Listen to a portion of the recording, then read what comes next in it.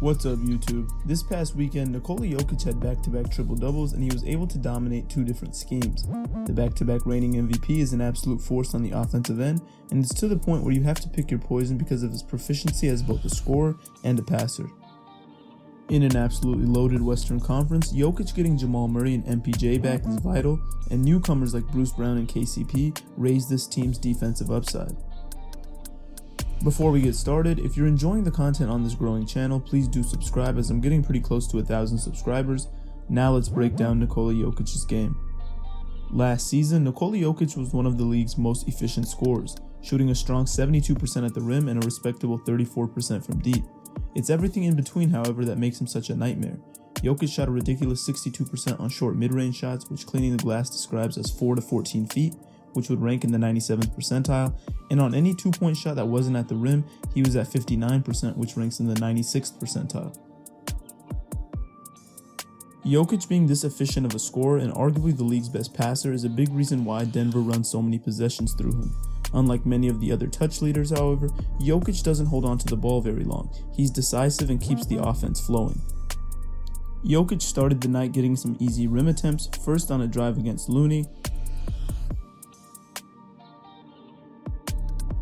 and on this next clip, he fights for possession using his frame and then he gets a tap in to go.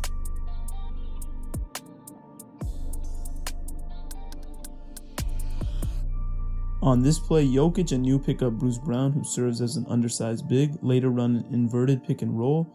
Curry hedges to avoid the switch, and you see Poole, the help defender, get distracted by the weak side action. This is an easy pass and an easy finish. Moving on this clip you see Bones Hyland starts to attack and you see Wiseman shade over. Jokic finds a soft spot, but also watch as he uses his backside to shield off the help and create a safer passing angle for Bones. Here Jokic gets a catch and he faces up.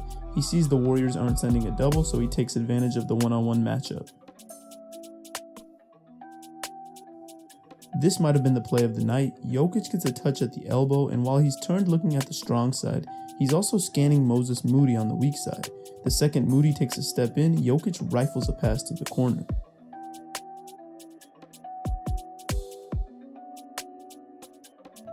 Here's a second look at that pass.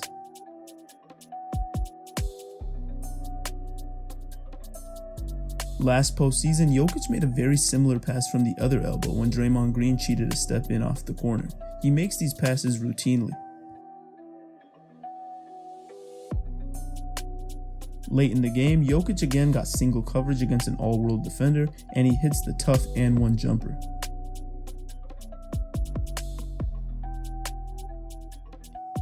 Up by just 6 late, Jokic pops to the three-point line and you see Moody tries to late switch, but Jokic attacks the closeout and nobody's there to stop him.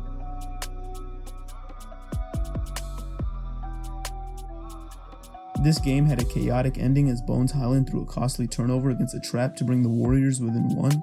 In most instances, a team can call a timeout here to advance, but Jokic makes a heads-up play and throws a touchdown to Bruce before Golden State could get situated.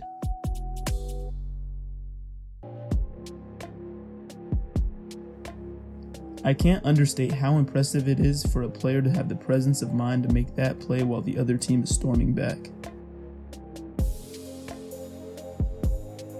The following night against Oklahoma City, Jokic had a major advantage against a smaller Thunder team. This Thunder team was already punished on the interior by a far less polished big in Rudy Gobert during their opener.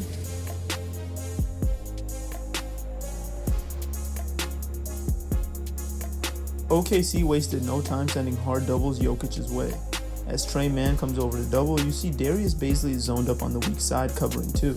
Denver is a well-coached group and immediately sends Green on a cut to force Bazley to commit, and Jokic makes a phenomenal pass along the baseline to an open KCP.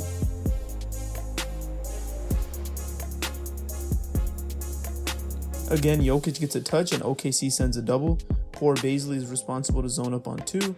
This time he tries to anticipate the skip pass and Jokic hits Green on the cut.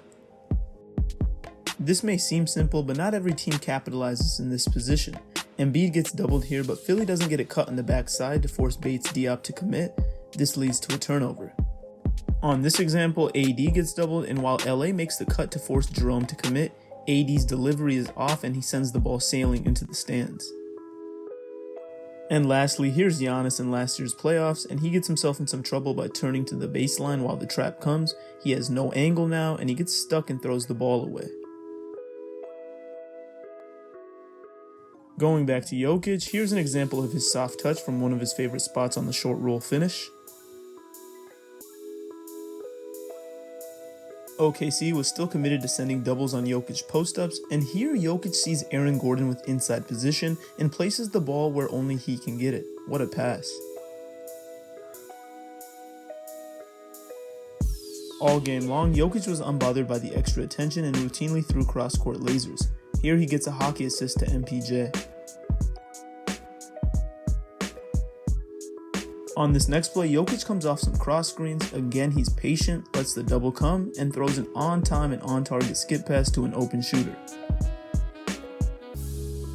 Later in the quarter, Jokic floats to the three-point line, and when defenders don't step out far enough, he's capable of splashing in this rainbow three.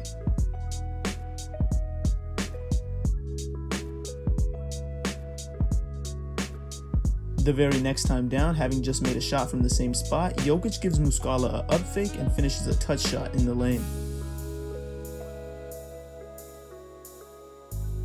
On this night, this young OKC team simply had no chance trying to double Jokic all night, as he easily picked them apart finding open shooters. And when it was time to seal the game, Jokic finally saw single coverage, attacked, and got the and one to seal the victory.